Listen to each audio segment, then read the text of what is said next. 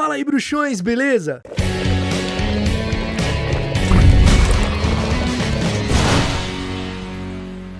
Tá chegando agora aqui no Caldeirão Furado? Então deixa de ser trouxa, se inscreva, ativa as notificações pra você ficar por dentro de tudo que rola por aqui e não esquece que você pode se tornar um membro aqui do canal. Assim terá acesso a benefícios exclusivos como selos que vão ao lado do seu nome, emojis pra usar nos comentários aqui dos vídeos ou nos chats das lives que a gente faz aqui e ter acesso a conteúdos exclusivos também. Você também pode contribuir através do botão valeu, assim seu comentário fica em destaque entre os demais. Recados dados, hoje é dia de magia do cinema. E depois da gente ter ficado um pouco chateado sobre o último episódio de Magia do Cinema, que foi sobre as cenas inventadas de Enigma do Príncipe, hoje a gente vai ficar feliz com os segredos dos bastidores de Enigma do Príncipe.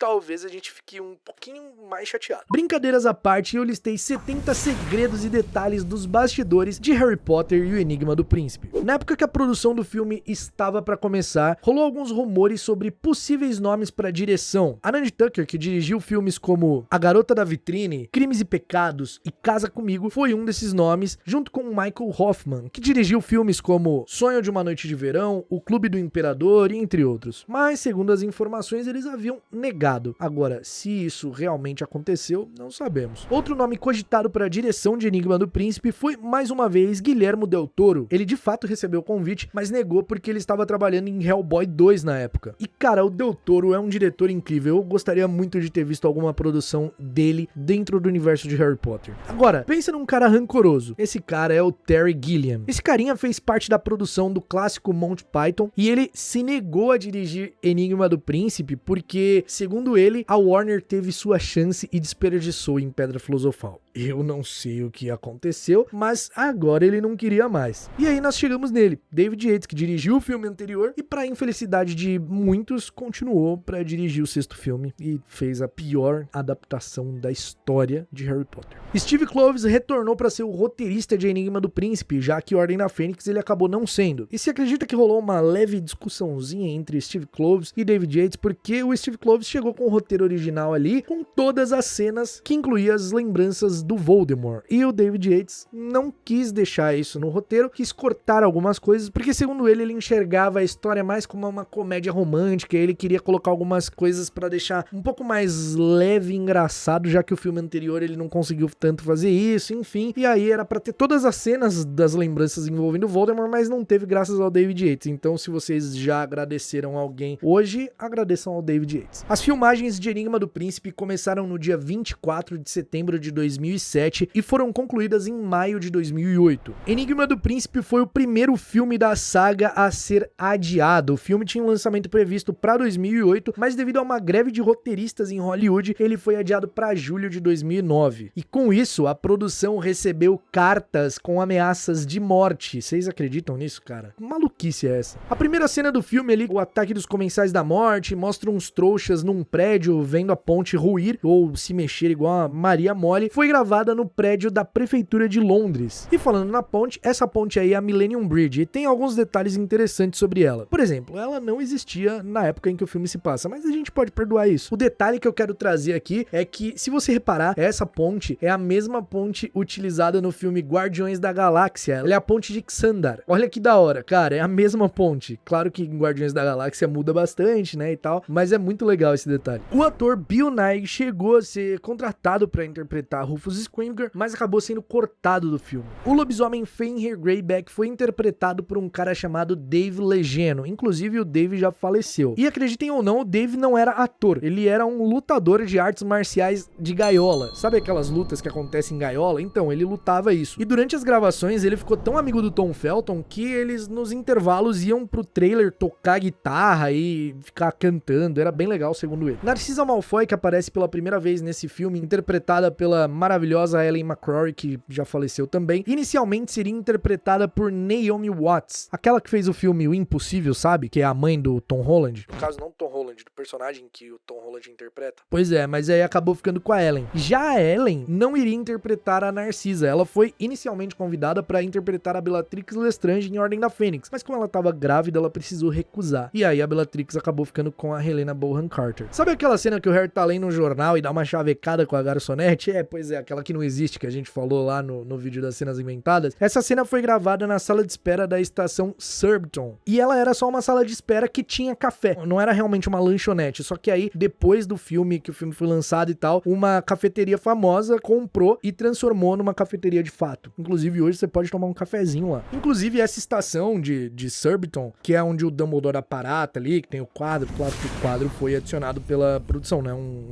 easter egg da produção. É um dos cenários que foi usado na série The Good Life. Agora, sabe essa cena que o Dumbledore encontra com o Harry pela primeira vez? No roteiro, tinha uma parte do Dumbledore falando que a moça do outdoor lembrava muito uma menina que ele tinha, enfim, saído, colocaram o Dumbledore pra ter saído com uma mulela. E aí a autora falou assim, ó, não, isso daqui tem que tirar, não pode ficar no roteiro de jeito nenhum. E aí depois, conversando com o David Heyman, que é o produtor, ela falou assim, não podia ficar aquilo ali e tal, porque o Dumbledore é gay. Isso aconteceu em 2007, antes do lançamento do último livro. A cena do povoado onde Slughorn fica escondido foi gravada em Lacock, na Inglaterra. Foram 3 noites de gravação e por esse motivo, os vizinhos tiveram que tapar as janelas por conta da iluminação que invadia a casa deles. Essa cena em que o Harry chega com o Dumbledore na casa onde Slughorn tá escondida precisou ser gravada várias vezes porque o Daniel tropeçou frequentemente na capa do Michael Gambon. Então eles tiveram que regravar algumas vezes. Já essa cena onde o Dumbledore destransfigura o Slughorn foi feita com alguns detalhes muito legais de efeitos práticos. O ator sentou em uma espécie de cadeira que impulsionava ele para então ocorrer a destransfiguração. Só que é claro, vários efeitos digitais foram adicionados na pós-produção, né? Então todo o efeito da roupa é feito digitalmente, embora não pareça. O set da loja dos Gêmeos Weasley levou mais de 1 ano para ser construído e nela tem mais de 40 mil embalagens de produtos. E as cenas na genialidade dos Weasley levaram 5 dias para ser gravada. E eu não sei se você reparou, mas esse menininho que tá pegando aí umas castanhas que a miniatura de dragão dá uma tostada é o mesmo ator que interpretou o filho do Harry, o Alvo Severo Potter, no filme seguinte. Por qual motivo e razão ele fez os 2 filmes? Ninguém sabe, mas ele fez. Nessa cena aqui que mostra a entrada de Hogwarts, o portão, a única coisa construída de verdade ali são as colunas com as gárgulas aladas. E claro, as moitas, os matos que tem do lado, as árvores, porque o resto é tudo fundo verde. Durante a aula de poções, todos os caldeirões que tem na sala do Slughorn eram ligados de verdade no fogo, e isso tudo era alimentado a gás. Podia ser a lenha, né? Então é tudo um sistema a gás ali, e o caldeirão dos Simas tinha um dispositivo para explodir. Bonnie Wright, que interpretava a Gina Weasley, não fazia só seu papel no filme, não. Coitada, né? Porque até ela fazia pouca coisa, né? Transformar a menina num batente de porta. Mas ela também ajudava no departamento de arte, e ela quem cuidava de algumas decorações que ficavam na toca, na casa da família Weasley. Muito legal isso. Cara, as cenas de quadribol de Enigma do Príncipe, os caras foram além. Você vê que tem um salto muito grande das cenas de quadribol dos filmes anteriores pro quadribol de Enigma do Príncipe. O quadribol de Enigma do Príncipe parece muito mais real, parece muito mais verossímil. Tudo isso graças à forma como ele foi gravado. A cena onde os jogadores se chocam foi feita com dublês num tipo de balanço que eles chamam de trampolim russo, que é uma balança que joga a pessoa alto pra caramba e eles se trombavam no ar de verdade. Isso tudo é muito legal. Rupert Grint afirmou que odiou gravar as cenas de quadribol porque pra ele foi muito desconfortável, porque né, eles estavam sentados num banquinho de bicicleta e eles ficavam ali horas gravando as cenas. Então não devia ser muito confortável mesmo. Muitas cenas de Enigma do Príncipe foram gravadas em locações, ou seja, locais de verdade, não foram gravadas somente em estúdio, em sets construídos pra isso. Um desses locais foi a Catedral de Gloucester, que também foi usada em filmes anteriores. Em Pedra Filosofal, por exemplo, a sala do Quirrell do Snape foram filmadas nessa catedral. As cenas onde você vê os corredores de Hogwarts, tipo Câmara Secreta, Enigma do Príncipe, todas que tem esses corredores bem característicos de Hogwarts, é a Catedral de Gloucester. Jessie Cave, que interpretou Lila Brown, foi selecionada entre 7.000 outras garotas. Caramba, é gente pra caramba, né? E em uma das últimas fases do teste, o David Yates colocou o Rupert pra interagir com as meninas, e aí ele chegou nele e falou assim, ó, cara, a gente vai colocar umas meninas que vão fazer um teste, e é uma coisa que pode até ser mais física, porque elas têm que interpretar a Lila Brown dando em cima de você e tal. E aí o Rupert falou, não, tranquilo, vamos lá, pode mandar. E aí ele ficou super sem graça, e quando chegou a Jessie Cave, foi uma coisa muito natural, assim, e com muita química, por isso que ela foi escolhida. Eles dizem, né? Quem tá falando é o David Yates aí, então, né? Marcus Belby, membro do Clube do Slug, foi interpretado por um cara chamado Robert Knox. Só que o ator nem chegou a ver o filme ser lançado, porque ele foi morto em uma briga na frente de um bar quando ele tentou proteger o seu irmão. Ele acabou sendo esfaqueado e morreu. Muito triste, né? Jovem pra caramba. Meg Smith, que interpreta Minerva McGonagall, estava passando por um câncer de mama na época em que o filme foi gravado. Então, durante as produções, mesmo fazendo todo o tratamento de câncer, que é super agressivo, cansa bastante, deixa a pessoa mega indisposta, ela quis interpretar a Minerva McGonagall. E logo depois ela foi curada do câncer, ficou tudo certo. Mas pô, muito admirável o respeito e o carinho que ela teve, né, pela personagem, tipo, de querer fazer mesmo estando em dias bem difíceis. A cena onde o Harry e a Hermione estão na biblioteca foi gravada na Biblioteca Bodleiana, em Oxford. E já que nós estamos falando dessa biblioteca, aquela cena onde a Hermione vai entregando os livros e eles sobem pra prateleira e vão pros seus respectivos lugares sozinhas, foi gravada com pessoas usando luvas verdes e pegando o livro e puxando, colocando no lugar. Foram utilizados no total 650 figurantes, crianças, para fazer estudantes, alunos de Hogwarts, filhos de pais em beco diagonal, enfim, 650 crianças, mano. É muita gente. Sabe, ainda nessa cena da biblioteca, esqueci de mencionar, quando a Hermione bate na cabeça de Harry com o jornal, então nessa cena, quando o Daniel faz uma carinha meio de dor ali, é porque realmente doeu. Ele fala em entrevista que ela bateu forte mesmo, ele acabou assustando, porque ele não tava esperando que ela batesse desse jeito, achou que ela ia só atuar, né, só fingir ali, ela desceu-lhe a porrada mesmo. Nessa parte da história em Enigma do Príncipe, nós mergulhamos no passado de Voldemort, e então nós temos contato com o Voldemort criancinha, que é interpretado por ninguém menos que Hero Fiennes. E se você achou esse sobrenome familiar, você está certo, porque o Hero Fiennes é sobrinho do Ralph Fiennes, que interpretava o Voldemort adulto. Por isso que eles são até parecidos, eles realmente são parecidos. E a produção afirma que não tinha absolutamente nada a ver o fato dele ser sobrinho do Ralph Fiennes, é que ele realmente foi ótimo no teste e acabou merecendo o papel. Bom, eu não discordo, ele realmente é um menininho que causa arrepios, e se eles falaram que não foi por isso, quem sou eu pra discordar? Voldemort adolescente também aparece nesse filme, e um dos cogitados pra interpretá-lo foi o jovem Thomas James Longley. Na época ele tinha 15 anos, mas o papel acabou ficando com o Frank Dillane, que inclusive é um ótimo ator, ele fez Fear the Walking Dead anos mais tarde. Mas você sabia que na realidade quem iria interpretar o Tom Riddle adolescente nesse filme era o Christian Coulson, que interpretou o Tom Riddle em Câmara Secreta? Pois é, ele tava cotado, mas só que o David Yates olhou assim e falou: ih, mano, o cara tá com 30 anos, não dá pra ele interpretar um adolescente não. Ele não fez igual a Netflix, que colocou os adolescentes de 16 anos com um cara de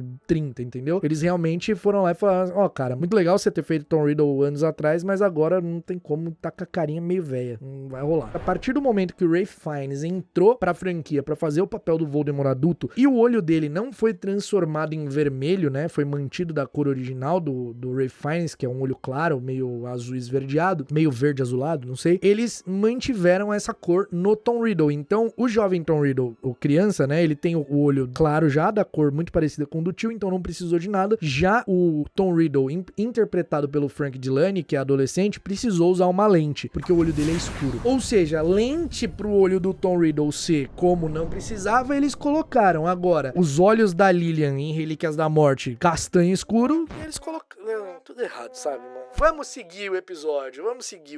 E falando no Tom Riddle, você reparou que todas as cenas que envolvem lembranças dele são meio esverdeadas? Isso não é pra sinalizar que eram lembranças, era só pra fazer uma referência, pra mostrar que ele era o herdeiro de Salazar Slytherin, então tinha essa coloração esverdeada, que é a cor da casa. A cena em que a Katia Bell é amaldiçoada pelo colar de opalas foi gravada de uma forma muito interessante. A atriz foi colocada embaixo d'água e assim os movimentos foram capturados. Por isso que o cabelo dela flutua com aquela leveza. São movimentos até bem graciosos, né? Pra quem tá amaldiçoado. Isso porque essa era a única forma de fazer a cena daquela forma, porque senão não ficaria uma coisa tão natural. O vestido que Luna usa pra ir ao baile de Natal lá, na festa de Natal do Slughorn, durou 2 meses pra ser feito. E falando em Natal, é nas férias de Natal que eles vão pra toca e a toca pega fogo naquela cena incrível. E pra fazer esse efeito, eles colocaram fogo de verdade na parada, velho. Eles colocaram fogo numa escala menor da toca e aí meteram fogo lá. E aí até o círculo de fogo ali também foi feito com um efeito prático. Tinha mais de 420 metros aquele círculo ali onde eles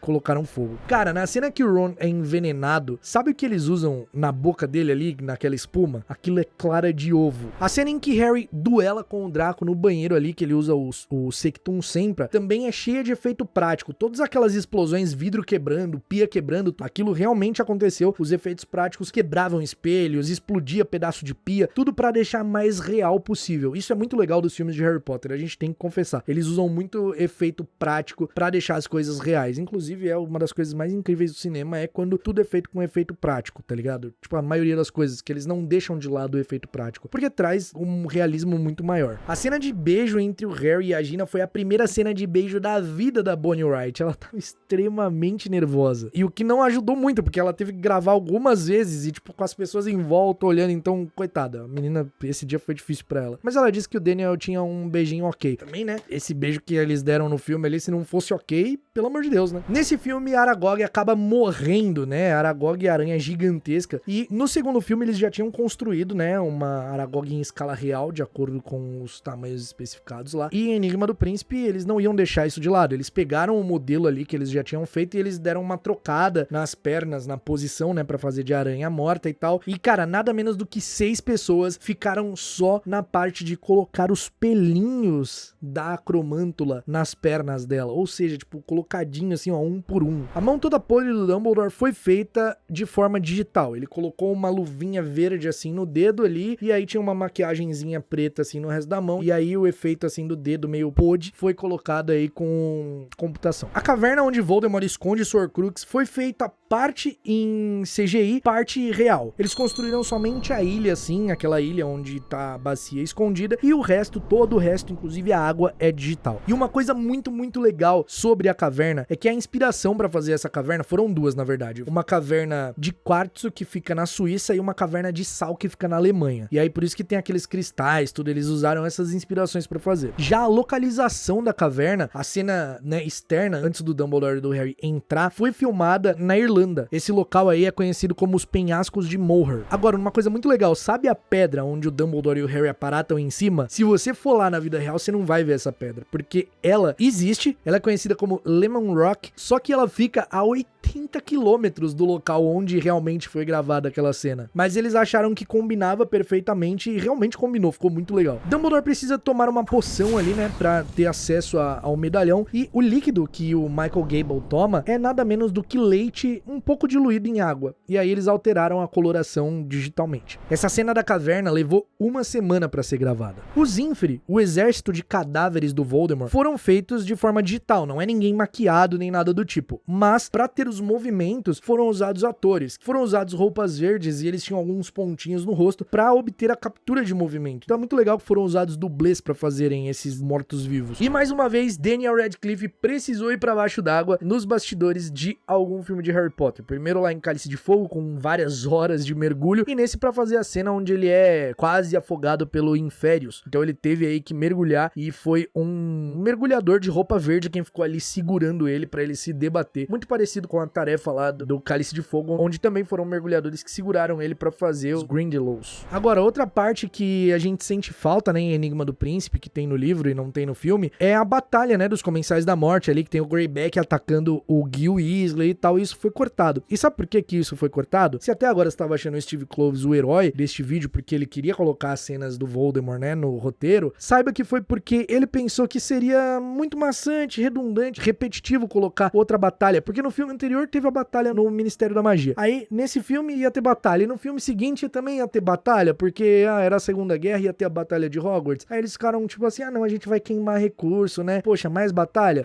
Então, mais batalha, né? Porque não precisa ter muita batalha numa guerra, né? Uma batalha já tá bom. Só uma já tá bom. Não precisa ter 3. Só que o que mais revolta todo fã de Harry Potter sobre Enigma do Príncipe é a falta do funeral do Dumbledore. Mas sabia que Evanna Lynch, que interpretou a Luna Lovegood, quando soube que o funeral seria cortado, ela ofereceu parte do próprio salário pra que a cena fosse feita, porque o Dumbledore era um personagem que merecia isso. E aí o David Heyman falou pra ela que não adiantava, porque não iria cobrir os gastos. Tipo, ela ofereceu o salário dela pra fazer a cena e os caras não fizeram, mano. Que tristeza. Pra vocês terem noção, a Evanna Lynch, que deu vida a Luna Lovegood, disse que a cena do funeral do Dumbledore ali, que quer dizer, não foi um funeral, foi uma homenagem, né, com as varinhas levantadas, não emocionou ela. Então as lágrimas dela precisaram ser feitas por CGI, porque porque ela ficou muito puta que ela queria o funeral do Dumbledore de verdade. E o grande spoiler, porque assim, antes mesmo de Enigma do Príncipe ser lançado, alguns meses antes, a Natália Tena, que interpretou a ninfadora Tonks, estava numa convenção de fãs, e aí perguntaram pra ela sobre as cenas dela, e ela falou que ela tinha gravado uma cena somente no filme, mas que era uma cena bem legal, bem agitada, que ela fazia algumas acrobacias com varinha e tal, que ela gostou muito de fazer. E aí perguntaram, como assim uma cena? Você não tá no funeral do Dumbledore? E aí ela falou, não tem essa cena. E aí, mano, geral começou a vaiar, tá ligado? Não ela, mas a situação, a informação, tá ligado? E aí ela ficou tipo, opa, acho que eu não devia ter falado isso. E foi assim que os fãs ficaram sabendo, antes do lançamento do filme, que não tinha a cena mais importante que as pessoas queriam ver. A Bellatrix taca fogo na cabana do Hagrid, né, ali no filme. Isso também foi feito com efeito prático. Eles construíram uma escala menor da cabana do Hagrid e explodiram mesmo, velho, meteram fogo. O produtor de efeitos especiais do filme disse que ele se inspirou nos movimentos e na translucência das águas vivas pra fazer a estrutura dos feitiços. Então você pode ver quando o Snape lança o feitiço assim, que tem uma parada meio translúcida, é a primeira vez que aparece dessa forma um feitiço. Ele disse isso, que se inspirou nos movimentos das águas vivas.